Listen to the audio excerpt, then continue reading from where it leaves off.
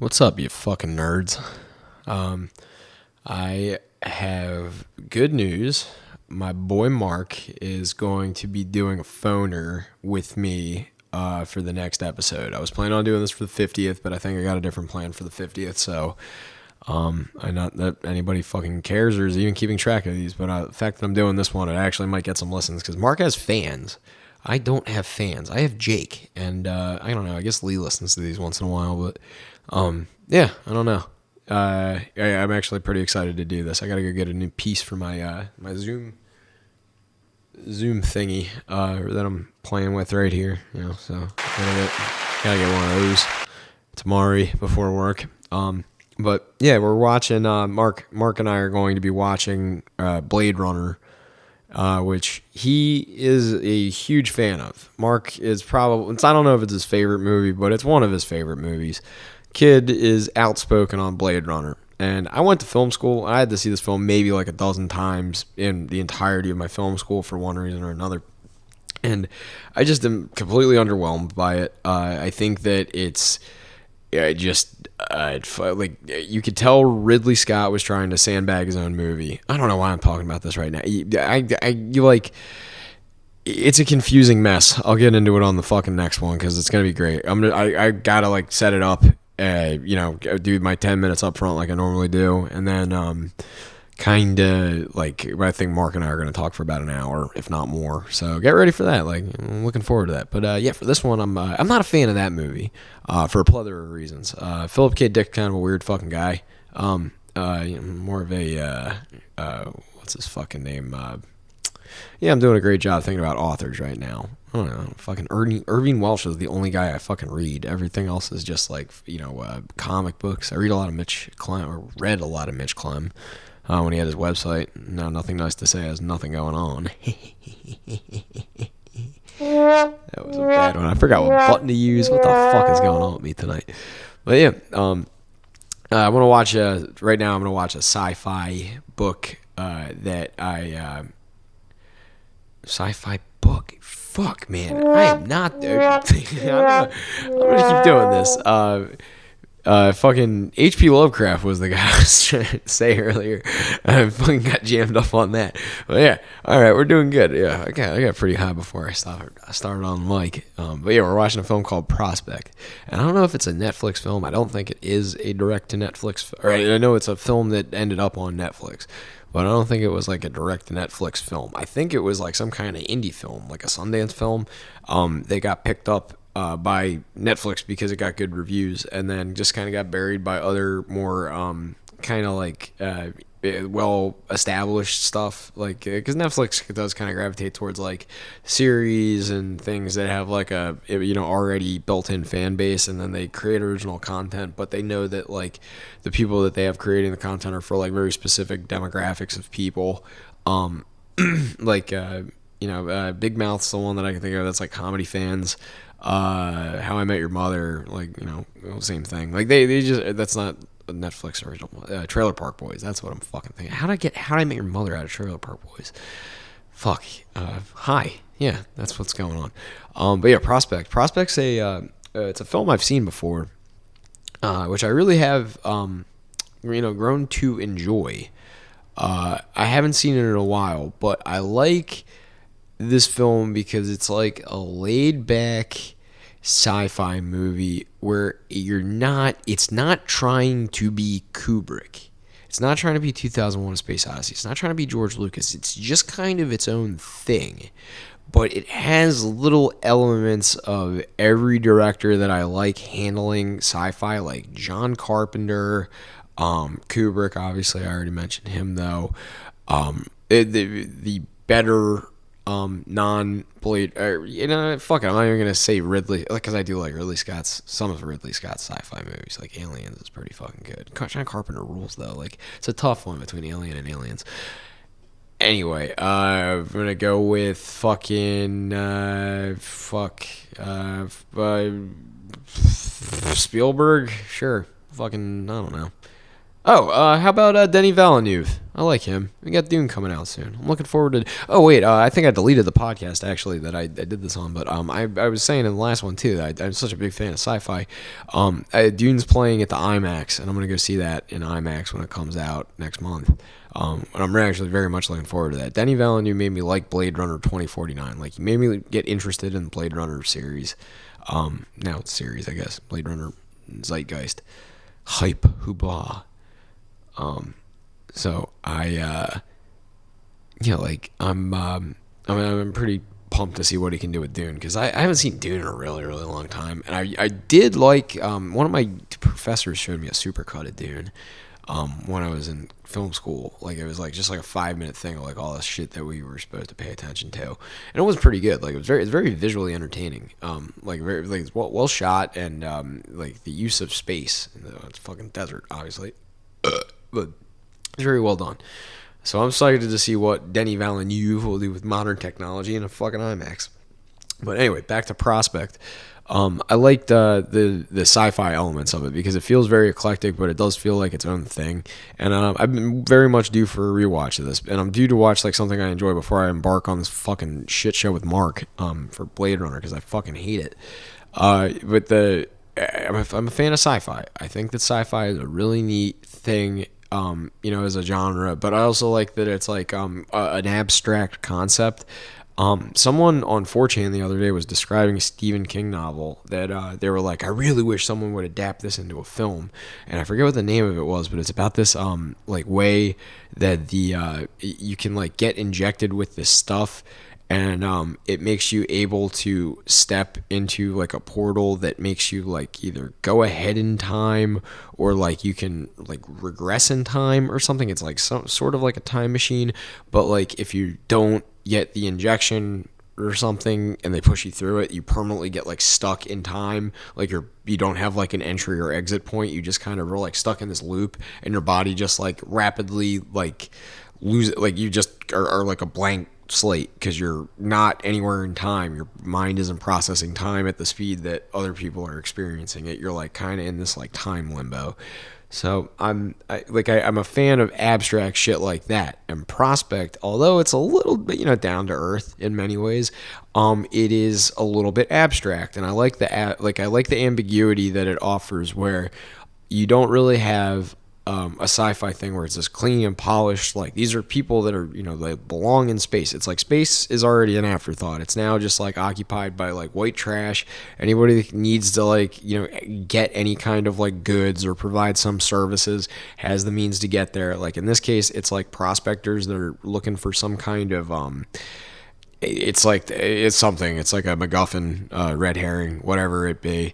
I'll recall it in the back end of this, but, I just enjoy it has this very like lived in sci-fi feel that makes you feel comfortable, but also like uncomfortable in its own right, because it's supposed to be familiar, but it's also alien to you, which I like that, like you get two things going on simultaneously in the film, and it's like on a surface level and it's on a deeper level. And I'll get into it. I want to rewatch this and kind of have fresh set of eyes on it. But there's a lot to like about this, and if you haven't seen it, like, I really do suggest, before I fucking break it down, like, to the best of my ability, because I don't know how high I'll be, that you give this a watch, and it's on Netflix right now. Very good fucking movie. And while we're at it too, I think I said I got some. I had to delete the last one. I watched White Sand with Willem Dafoe, and it was an alright movie, but sometimes I just like, if it takes me a while to get these out, and not that I think anybody really cares the consistency of these. Everybody just cares about when I get Blacktooth out, which that's up to Jake at this point. The next time it can come over and record one, we'll do one. Until then, you gotta deal with me and I guess me and Mark on the next one. But yeah, like, I try to make this like at least coherent. This one's gonna be a fucking rough one to listen to when I edit this, but I try to make these like at least coherent. And if I just like don't feel anything about the film I'm watching, then it's kind of hard for me to get like emboldened. Like, 'cause sometimes it is just like a mediocre movie, and I'm like, I don't have anywhere to bounce these ideas off of. So like if I'm just like kind of like one man internalizing a movie that I just saw that really left me feeling absolutely goddamn nothing, then it's a little bit hard to do this. But I mean, it's an exercise. Like every now and then I do watch something and it takes me by surprise. Like the White Sand was fine. Didn't woo me. But Prospect did. So without further ado, I think we're going to watch Prospect. Hell yeah, Prospect. Fucking love that movie. I forgot how fucking good that was. I don't know why it took me this long to rewatch it, but that was a really fucking great movie. Do the old... The burp was that was a burp of admiration. Let's just leave it at that. So this was I got it right. It wasn't Sundance. I didn't get that part right, but it was a South by Southwest film. It got a kind of limited release in theaters. Didn't apparently make any money, which is unfortunate. But the fucking this film is just it's something else. I like it because it's all right. Where to begin with? All right, let's start with just the settings. And let's go from there. So the settings are pretty straightforward. You have like a few different sets, but it mostly takes place in the woods. Some of it is on a in a space pod thing that the main character is the girl. And then she's with her dad in the beginning, and then kind of by herself for a minute, and then with fucking space, this guy that vaguely resembles Jeremy Renner, but it's not him. And she looks like that chick from the Queen's Gambit too, the Vavitch chick, something to Anna Taylor-Joy Love Hewitt, that chick. But neither of them, it's all no-name actors. The only one, there's a Duplass in it, but it's not Mark Duplass, and I don't think it's his brother, because it's a pretty normal-looking guy. But, they're, the settings are pretty much, old rust bucket of a spaceship, very reminiscent of the Millennium Falcon, except, a little bit, dingier, a little more run down, a little more lived in. It's not quite as clean cut. It's not quite as like bachelor pad cleany.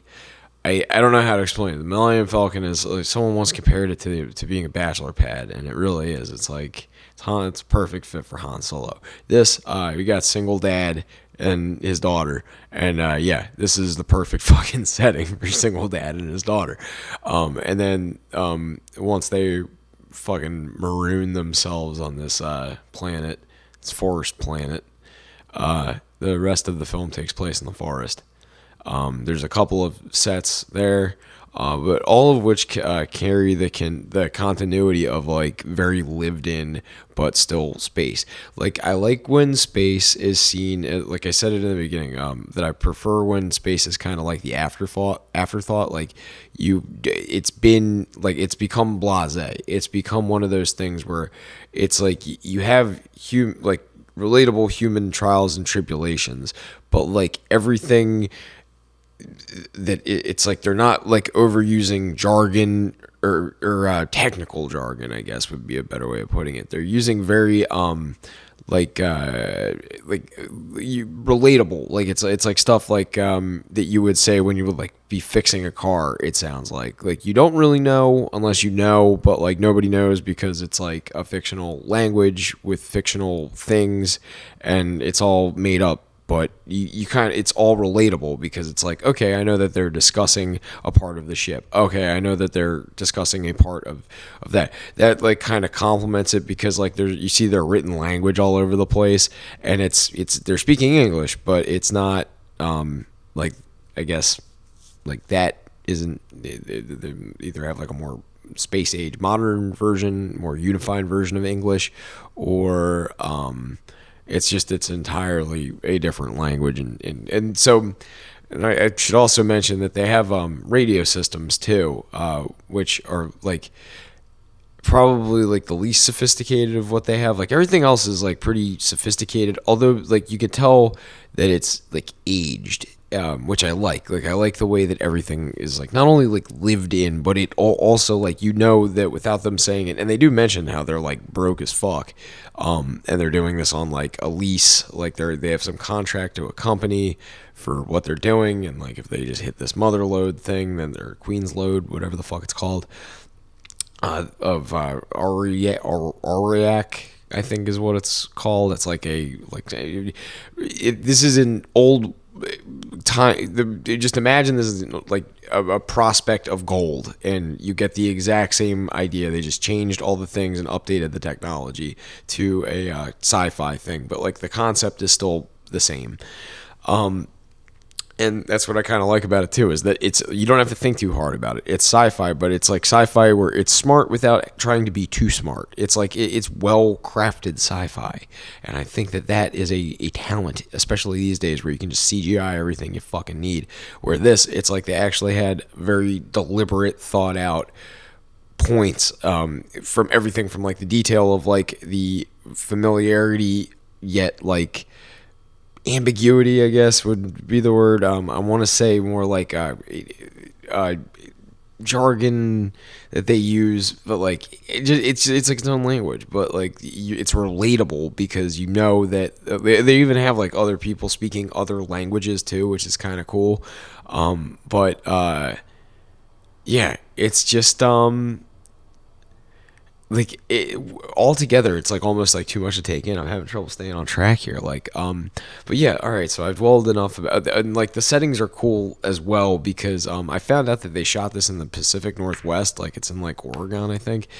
And all they really did to make it look like space age was take a camera and go into a dark room, like in somebody's basement, from what I read, and just like made a bunch of dust like happen, and then just played that as like an overlaying filter on it. So it's just like they're supposed to be in this like poisonous terrain where they need to wear these suits because if they breathe the dust, it'll fuck their like respiratory system up and kill them or whatever.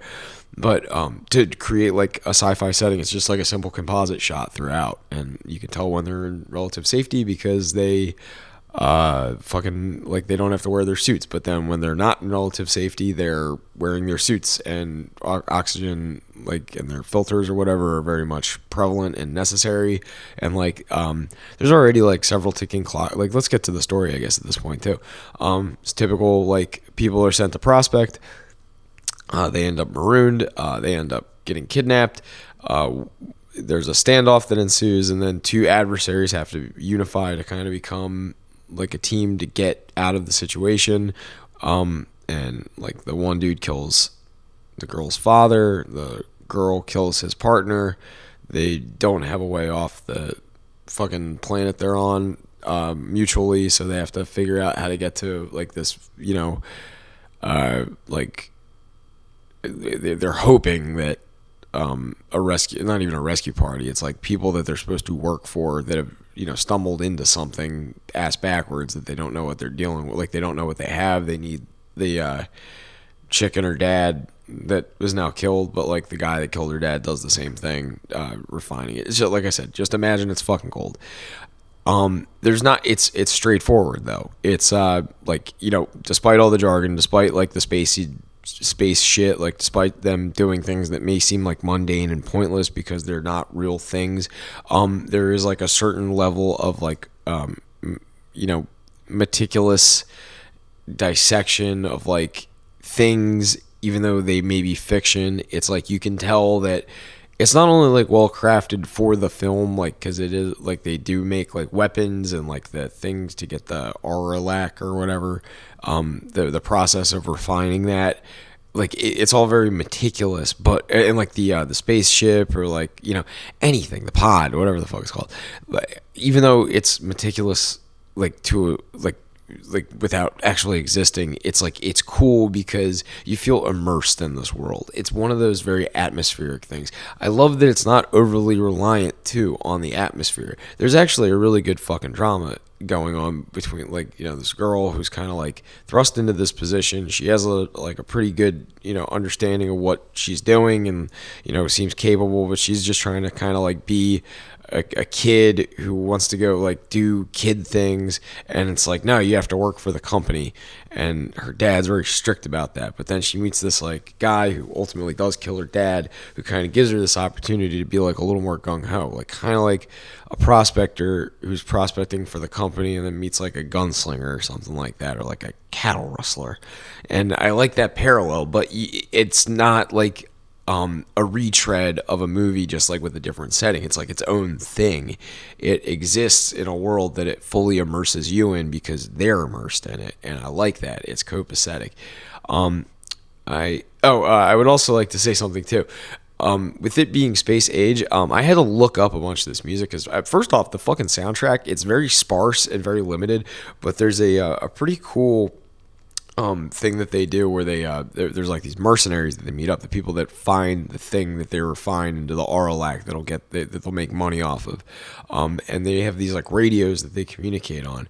And one way of like the way that you kind of understand, even though you're deliberately being cryptic because you're unsure of what the other party wants, but like it's very diplomatic and resolved in its own right. Or like she like resolved like transparently, I should say. They like there's the mercenaries who are like cagey because they're doing something that they're not supposed to be doing, kind of, and they're going to miss their like, so the ticking clock element only really like amplifies like why they want this done and why this is so effective. But I really wanted to point out how much I liked that with the radio communication, there's like the mercenaries are kind of like they want to discuss something privately, but they don't want to change the channel, so the chick just like at very jarring random times just starts playing this song,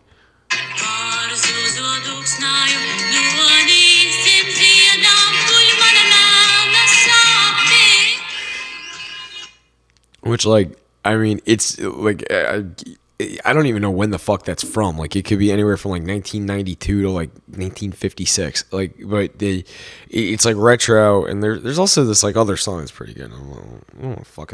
I don't want to just like play music now, but I mean they're all pretty fucking good. Like this. It's time to get ready. Yeah, fucking.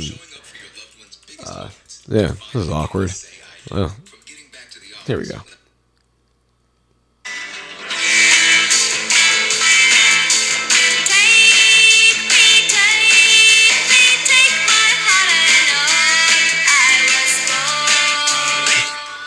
See, like, you get the gist of what I'm saying. It's like, it's one of those like soundtracks that's it's very eclectic, but it's kind of timeless. Like, it could be from, like I said, like any fucking time. Throw a dart at a decade and you probably could fucking hit wherever that fucking came from.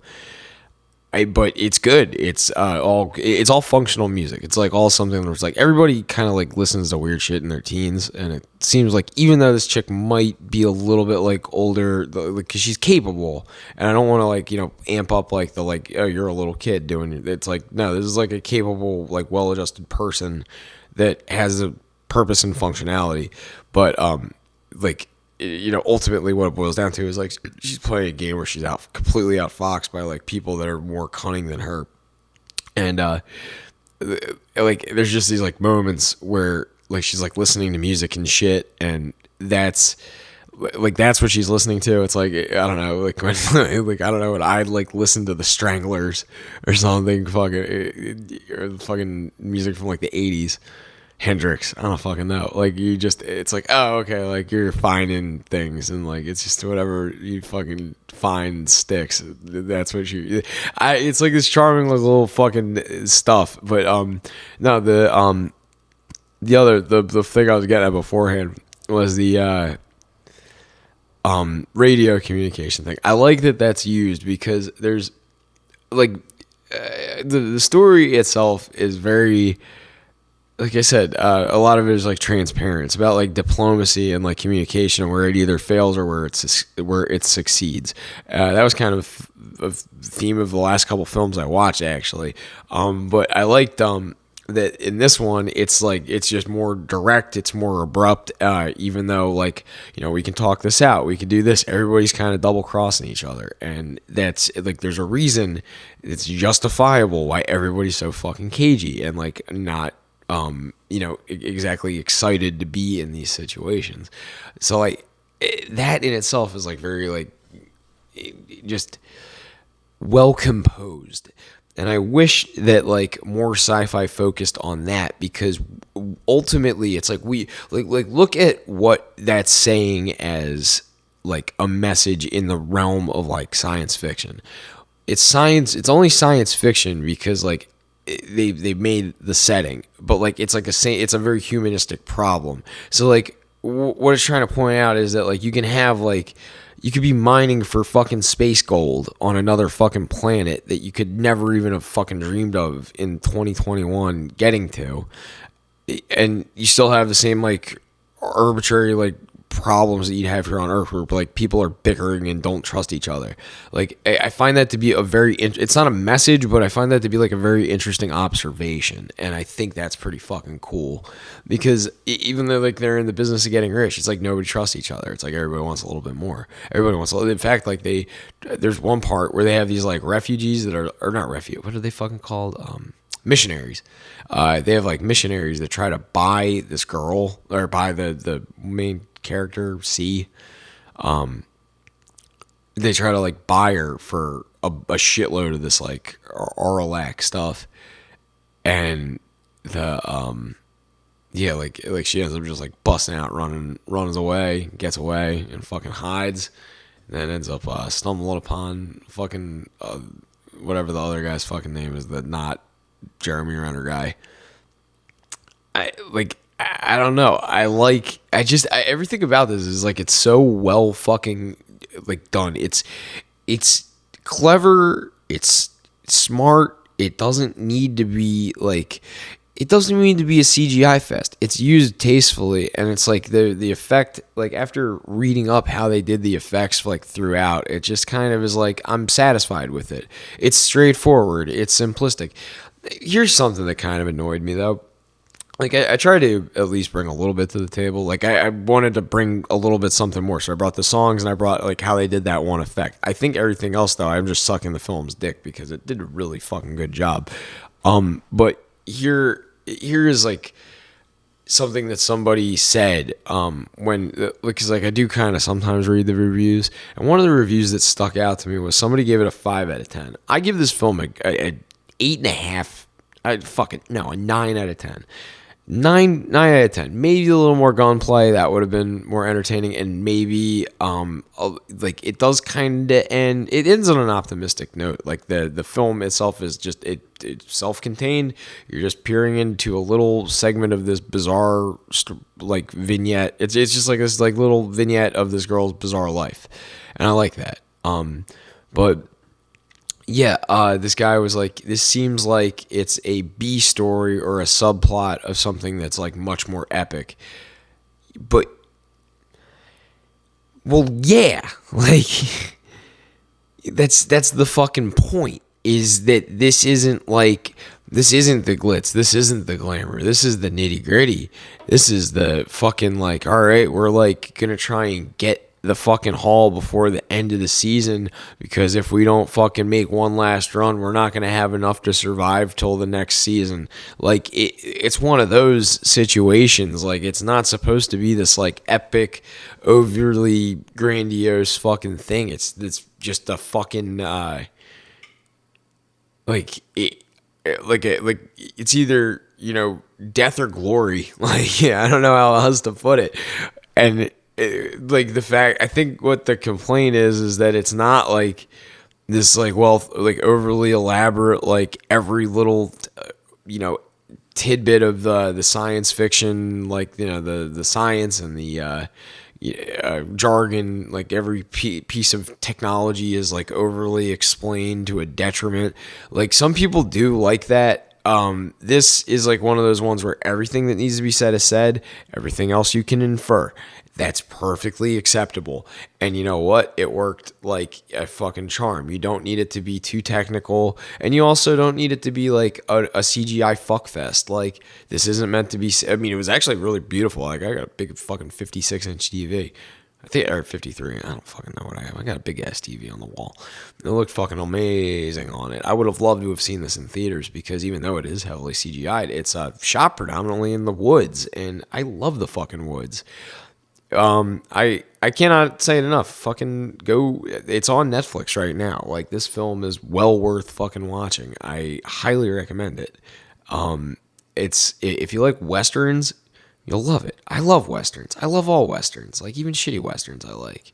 Little fucking, Clint Eastwood. I saw Fistful of Dollars on there. I might do that. I haven't done an actual Western. This was supposed to be the sci-fi one, but it ended up being kind of a Western, I guess. But more so, it's just like the narrative is kind of based on that of it. What am I fucking talking about at this point? I'm going to give myself one of these, and then I'm going to give myself a good night. Thank you for listening to my dumb fucking podcast, and please watch Prospect. And look out for the episode with me and Mark. Thanks for listening.